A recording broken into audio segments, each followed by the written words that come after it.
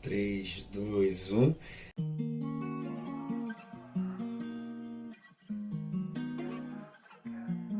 A gente está de volta aí com mais um episódio, né? Depois de esse hiato de, sei lá, quase um semestre Hiato gigantesco isso. sem gravar. E a gente tá voltando com um episódio mais que especial hoje, né, mano? Um pouco interessante. Só para algumas pessoas. Só algumas. Pra quem não conhece a gente, eu sou o Gabriel. Eu sou o John. E a gente tá aqui com o nosso episódio voltando de um período de tempo aí sem gravar, o Cosmos Eternidade, voltando falando sobre um assunto muito legal, doutrina da salvação. Isso aí, é um assunto para vocês pensarem bastante também depois, levantar debate e podem ir no nosso Instagram perguntar o que vocês quiserem também. É isso, e assim, a gente já pode até ir direto ao ponto, né? Começar falando mais também o porquê falar sobre doutrina da salvação. Qual seria a importância de falar sobre a salvação? Até porque a gente poderia falar, Jesus morreu na cruz e é isso. É uma coisa que eu estava vendo o Nicodemos falar que eu achei interessante, foi que estudar sobre a religião, né, em geral, faz também a gente relembrar o porquê que a gente segue determinada religião. É isso. Então, falar sobre a doutrina da salvação vai nos tornar conscientes, né? Exatamente. Por que a gente crê desse jeito? Por que é importante crer desse jeito? Até para ver se existe algum fundamento bíblico naquilo que a gente está crendo, né? Confirmar cada vez mais o que a gente já está ciente, né? Se aprofundar um pouquinho mais. Exatamente. E aí, começando, a gente poderia já fazer um resumão completo.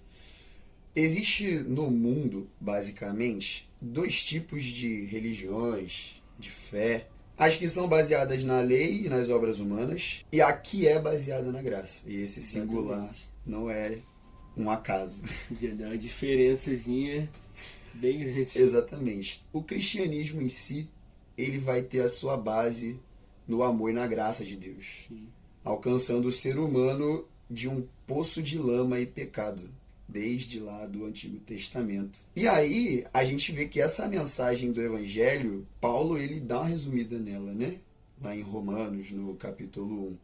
E contar para as pessoas da época e até hoje em dia mesmo, né? É uma parada que é uma loucura para as pessoas entenderem que não depende só delas. Exatamente. Até porque se dependesse somente da gente, a gente já viu É. isso acontecendo, né? O primeiro episódio que a gente soltou, a gente falou sobre isso. Exatamente. Olha só, o merchan aí de cara, se você tem alguma dúvida sobre o início da história da humanidade com Deus, primeiro episódio do Cosmos da Eternidade, sobre a criação e queda do ser humano. A Bíblia mostra todos os tipos de situações em que o ser humano por si só estaria muito ferrado. E a gente mesmo, olhando no nosso próprio dia a dia, a gente consegue ver que, cara, se em coisas tão pequenas, se eu tiver que escolher Deus, eu acabo escolhendo outra coisa, imagine se a nossa salvação dependesse da gente. Querendo ou não, é mais fácil a gente fazer o mal do que fazer o bem. Com Né? certeza. Levantar do sofá para lavar a louça é muito mais difícil do que só ficar lá deitado, Exatamente. negligenciando as atividades, né? Então, a gente está partindo de uma perspectiva aqui sobre a soberania de Deus. Né? A gente crê que Deus é soberano e que Ele é muito gracioso. E é aí que a gente, entre alguns pontos que a Bíblia mesmo vai nos trazer essa luz.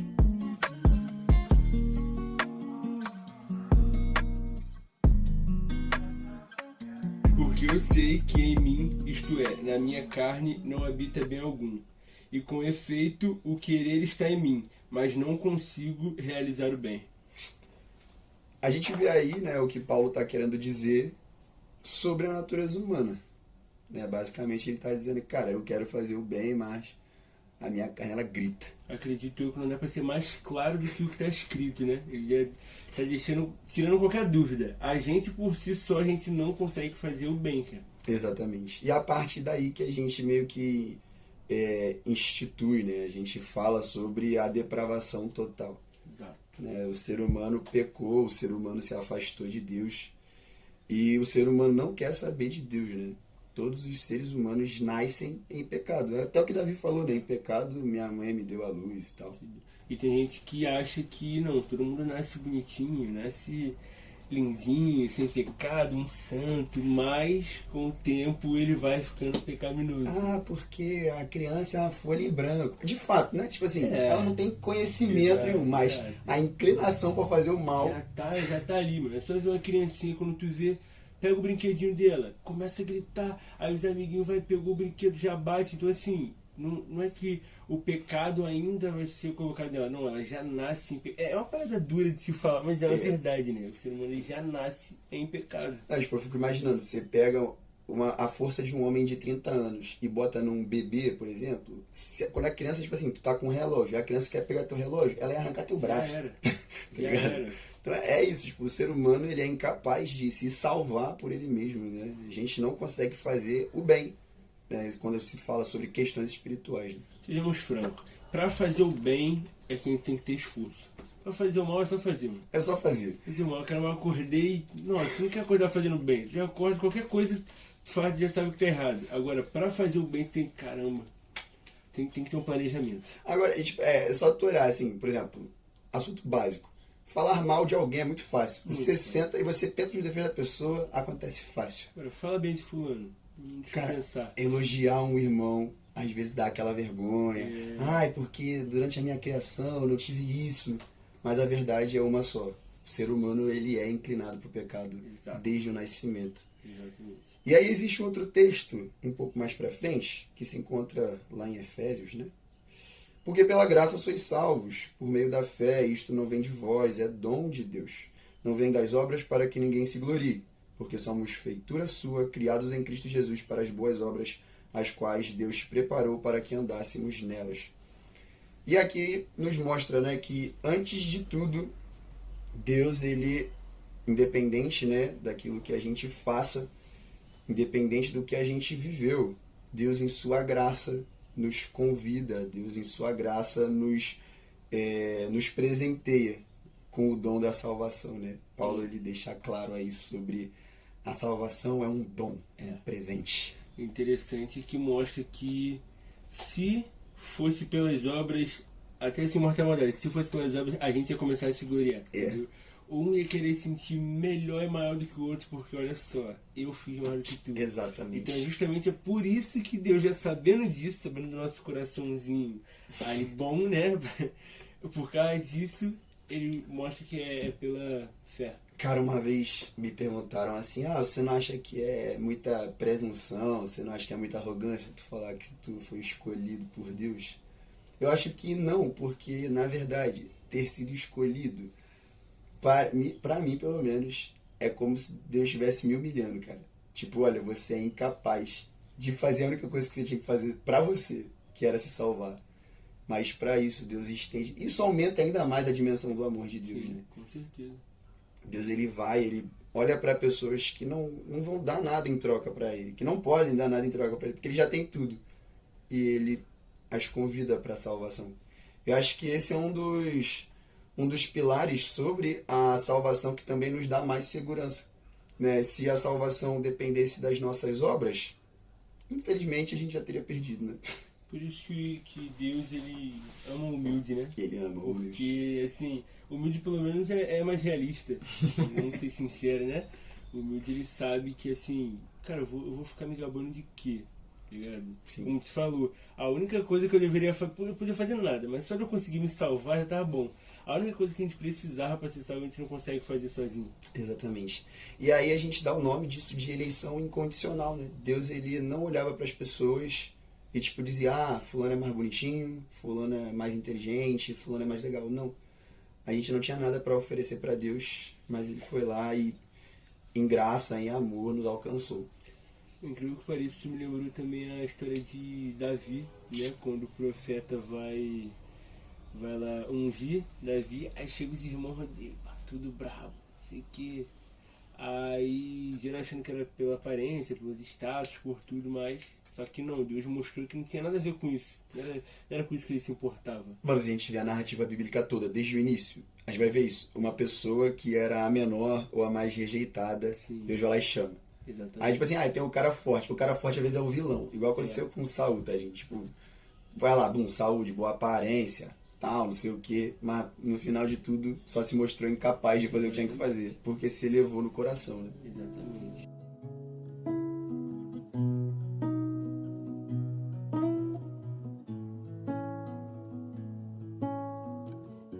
E o terceiro tópico que nós vamos falar agora é o expiação limitada. João 3,16. Vem aquela pulga atrás da orelha. Exatamente. Expiação limitada, Jesus morreu por alguns e não está por dizendo todos. que ele morreu por todos. Porque Deus amou o mundo de tal maneira. O mundo é o mundo, as pessoas. São todos que estão ali. Né? Mas a grande questão que a gente precisa olhar para esse texto é olhar para quem Jesus está dizendo que Deus amou o mundo de uma forma tal que deu o seu filho. Exatamente. Né? Ele está falando para um rabino judeu, Nicodemos, não o Augustus. Não, Augusto. Ele já sabe disso aí. O Nicodemos, ele era um grande mestre das sinagogas judaicas. E os judeus, eles tinham uma crença de que o Messias viria apenas para eles. De que a promessa de Deus era libertar apenas o povo judeu e que a salvação viria apenas para os judeus. Né? E quando Jesus fala que Deus amou o mundo, cara, isso é muito provavelmente chocante para Nicodemos. Como assim Deus não amou só os judeus? É chocante, cara. Porque desde o Antigo Testamento, Deus ele havia destinado a nação judaica para ser luz aos povos. Exato. Né? A nação judaica, ela recebeu a lei de Deus, ela recebeu toda a promessa para que ela fosse luz aos povos. Porém, o que acontece é que a nação de Israel simplesmente abandonou isso. A nação de Israel se elevou em si mesma e simplesmente se fechou na bolha, né? Vamos dizer assim. Veio para os seus também. Exatamente. Seus não receberam. Exatamente. Então, quando Jesus está falando sobre isso, ele está dizendo que Deus ele estendeu o seu amor para diferentes povos. Né? Diferentes povos.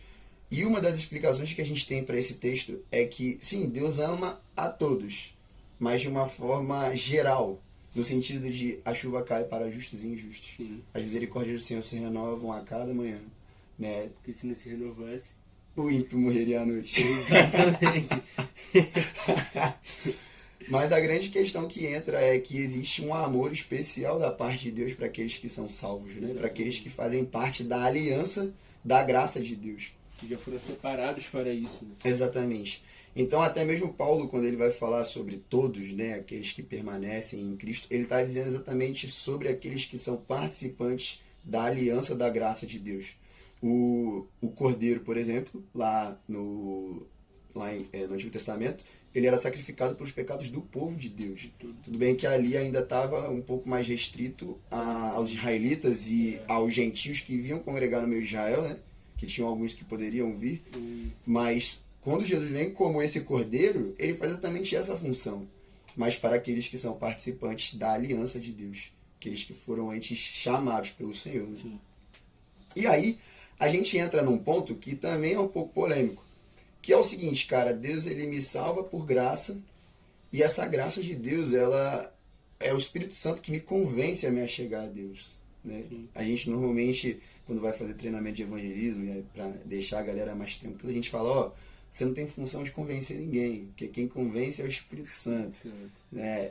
E aí, isso é uma verdade, né? João 15,16, o próprio Cristo diz que Deus os havia aproximado dele, né? Onde Jesus estava fazendo ali a última conversa com os discípulos antes da crucificação, ele dizendo, não foram vocês que me escolheram, pelo contrário, eu os escolhi e os designei para que vão e deem fruto, e o fruto de vocês permaneça, a fim de que tudo que pedirem ao Pai em meu nome, ele lhes conceda. Então, foi Cristo Jesus quem nos escolheu antes disso. A gente só é capaz de amar a Deus porque antes disso Deus nos amou. Exatamente. E essa graça, é por isso que a gente diz, né? A graça ela é irresistível. Sim. É impossível resistir a Deus, é impossível resistir ao amor de Deus. Eu acho que vai ser até engraçado a gente achar que a gente pode resistir a isso, sabe? É algo assim, numa força que você vê, cara, eu sou totalmente incapaz de conseguir isso por mérito meu. Se dependesse de mim, já era, eu tava ferrado. Mas Deus vai e derrama essa graça sobre mim, mas não, eu prefiro recusar, sabe? É igual aquela questão, né, que a gente tava falando, que um preso, cara, mano, vai ser condenado à morte ali, tá ligado? E aí o juiz chega pra ele e fala, não, faz só uma ação, entendeu? E você vai ser livre.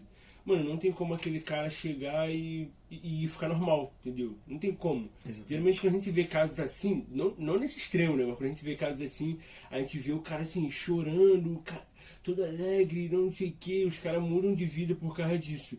E é muito estranho. Se com o homem a gente já fica assim, como é que com Deus a gente vai ver Deus derramando essa graça sobre a gente, algo assim que não tem como pagar, mano. É algo, sabe? E vai falar, não, Deus, prefiro fazer da minha forma.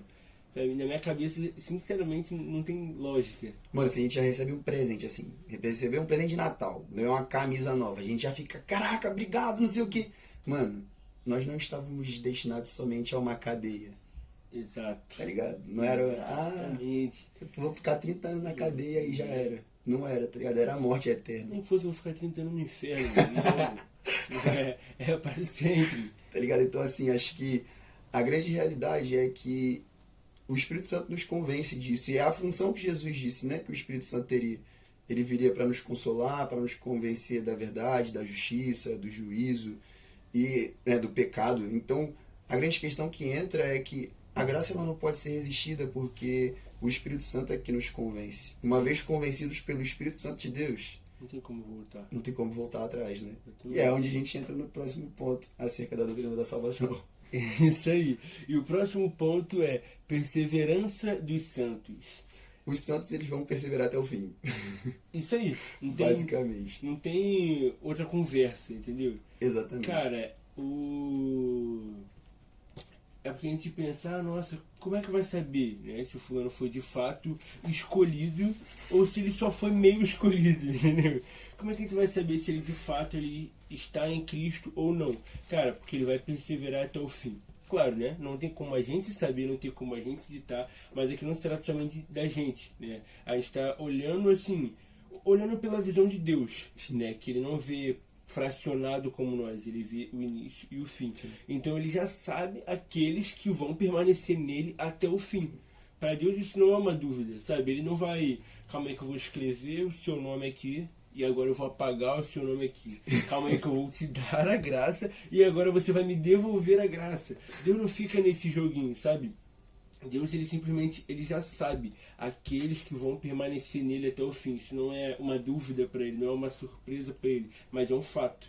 E além de não ser uma surpresa, o próprio Senhor nos capacita para permanecer até o fim. Lá, o texto de Romanos 8 ele é muito famoso, que nem a morte, nem a vida, nem anjo, nem nada nessa vida pode nos separar do amor de Cristo Jesus, do amor de Deus que está em Cristo Jesus, né? Então, tipo, a grande questão que entra é, poxa, mas será que eu sou salvo ou não? Será que Deus me escolheu ou não? A perseverança dos santos é um indício muito forte de que Deus está atuando na vida da pessoa, né? Exato. E é basicamente a posição de humildade que a gente precisa ter. Porque se a gente começar a achar que é tudo sobre a gente, ferrou. Sim. A gente se perde, né? No meio do caminho. O mais incrível para mim da perseverança é porque, para mim, os que perseveram até o final são aqueles que não importa o que aconteça, os olhos deles estão além, sabe? Então assim, cara, aconteceu uma tragédia gigante, não, mas calma aí, meus olhos estão lá na frente, sabe? Ah, mas cara, como é que você consegue? Mano, eu não estou vivendo mais por mim, certo? Eu estou vivendo por Deus, os meus olhos não estão em mim, eles não estão nesse mundo, não estão na circunstância, eles estão em Deus. Então ele já está tão certo do final que toda circunstância, que toda a adversidade, a tribulação para ele não é nada, entendeu? Porque ele já está certo do que foi definido. É isso.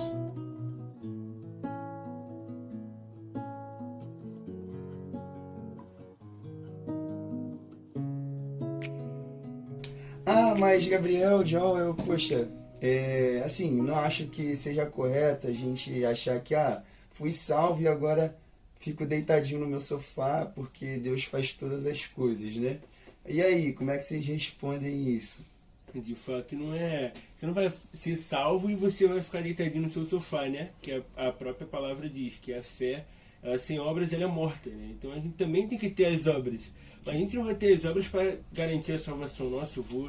E agora eu vou ter que fazer tal coisa para a salvação tá ali, ó, guardadinha. Porque se eu não fizer nada, eu vou perder a salvação. Não, não é para isso. a salvação, querendo ou não, ela é confirmada Exato. aos homens pelas obras, né? Exatamente. Aquele que é salvo, ele faz obras. Não para ser salvo, mas porque foi salvo. Então, o serviço de Cristo Jesus, quando ele fala sobre ele ser a videira verdadeira e que se a gente não permanecesse nele, nada nós não poderíamos fazer, ele está falando sobre isso, que as nossas obras, elas são uma consequência. Né? Por exemplo, um galho de mangueira só vai ser aceito na mangueira se ele dá uma manga. Não, ele vai dar uma manga por estar na mangueira, né? É incrível que as nossas obras elas não mais vêm pelo medo, né? Não tem mais a ver com medo, e sim com gratidão. Né? A gente não quer fazer porque a gente tem medo de perder, mas a gente quer fazer porque a gente é tão grato pelo que Deus nos fez, pelo que Ele derramou sobre nossas vidas, que a gente não pode ficar guardando e retendo isso só pra gente. Exatamente. E aí a gente pode levantar até um outro ponto, né? Porque no Antigo Testamento era muita obra. Era só obra, só obra, só obra. Como é que era a salvação no Antigo Testamento? Então, desde Gênesis existe uma promessa. Sim. Né? Do primeiro episódio, você volta lá, ouve de novo, você vai ter mais clareza sobre isso. Deus deixou uma promessa para Adão, de que o descendente da mulher seria inimigo da descendência da serpente. Sim. Então, já existia uma promessa de um Messias futuro. Qual que era a diferença? É que no passado eles acreditavam em algo que viria no futuro, enquanto atualmente nós cremos numa salvação que já veio. Então, a gente pode dizer que essas observações que a gente fez, né, esses 5 pontos que a gente levantou, já existiam no Antigo Testamento? Com certeza. Não é algo depois, no Novo Testamento, mas que se confirmou no Novo Testamento. O ser humano antes já era incapaz, já era depravado totalmente. Né? Então a grande questão era essa, o ser humano ele precisava crer em algo que viria no futuro. Em Hebreus também fala, né, que eles foram justificados pela fé também. O próprio Abraão, né, começa falando assim, que ele foram antes de Jesus, né? Como é que fazia então antes de Jesus? Simplesmente pela fé. A gente vê Abraão, a gente vê José. Mano, como é que José sabia que aquilo era errado se não tinha a lei ainda? Mano, ele sabia no coração dele porque ele conhecia o Deus que ele seguia. Exatamente. E aí a gente entra numa última observação, e acho que ela é bem importante até, nesse sentido de, cara, a gente escolhe a Deus, a gente é escolhido por Deus. A gente pode abrir em Efésios, e aí se você tiver com a sua Bíblia aí, né? Você abre em Efésios, no capítulo de número 2, onde Paulo ele vai estar discorrendo sobre a fé cristã. E ele vai fazer uma declaração muito, muito importante. No verso 1 ele diz assim, ele lhes deu vida quando vocês estavam mortos em suas transgressões e pecados, nos quais vocês andaram no outro tempo, segundo o curso deste mundo, segundo o príncipe da potestade do ar, do espírito que agora atua nos filhos da desobediência. A grande questão que entra é que a salvação é um processo de vida, de receber vida. Um morto não escolhe nada. Você chega numa pessoa que está morta e você fala, você quer Guaraná Antártica ou Coca-Cola? Ela não vai escolher. Silêncio. Ela não vai escolher. Porque quem está morto não consegue escolher. Exato. Quem está morto apenas está morto. Mas Deus, em sua infinita misericórdia, em seu infinito amor, nos deu vida quando a gente estava morto, segundo as palavras de Paulo. Mas a gente tem que escolher, cara, seguir a Deus, a gente tem que escolher a graça, tem que aceitar ela. Só que assim, a gente, né, como tá falando, morto não escolhe, a gente não podia de fato escolher nada. E quando a gente entende isso, cara, não tem como voltar atrás, porque quando você entende isso, isso é de fato um abrir de olhos, né? Exatamente. E o encorajamento de tudo isso que as escrituras deixam claro pra gente é que nós podemos confiar em Deus. Sim. Deus, ele é confiável. O amor de Deus, ele é confiável. O amor de um ser humano é volúvel. Um dia você está amando mais, no outro dia você está amando menos, você está com uma afeição mais aflorada, depois não. Mas o amor de Deus não. O amor de Deus, ele é imutável. Exatamente. E a gente pode ser seguro. Eu posso dormir hoje à noite falando com o Senhor sobre o que eu fiz de errado, o que eu preciso melhorar, tendo consciência disso, de que eu preciso abandonar os meus pecados e me aproximar mais de Deus.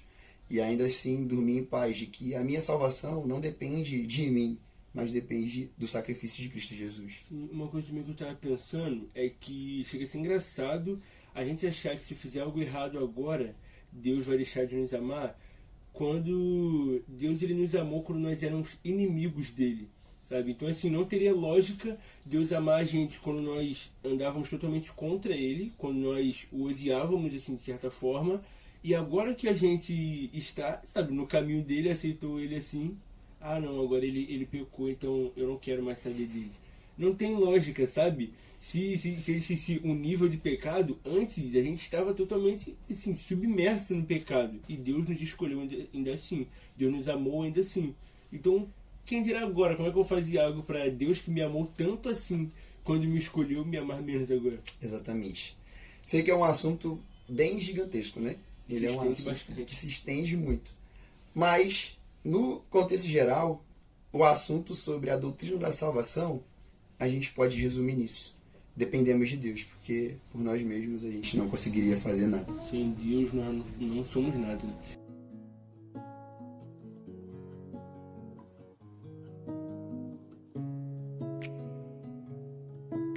Galera, esse foi o nosso episódio de volta. Um assunto um pouco polêmico, né? Mas um assunto muito necessário para a vida da igreja hoje. Até porque existem muitas vozes hoje, né, na internet, mundo afora, e eu acho que a gente pode se levantar e gritar a voz do evangelho, né? Exatamente. Espero que você tenha se identificado com esse episódio. Espero que você, sei lá, tenha gostado. Mande para seus amigos, manda lá no grupo da igreja. Ah, galera, aí ó, bora fazer uma mesa de conversa sobre salvação. Você perde ou não? O morto escolhe ou não escolhe? Aí manda pra galera, manda pra sua família, manda pra todo mundo. E por favor, gente, comecem a fazer perguntas. Podem de fato perguntar. Ah, mas não só sobre o assunto abordado aqui, mas também deem 10 outros assuntos que vocês têm no nosso Instagram, né, que a gente vai estar postando também.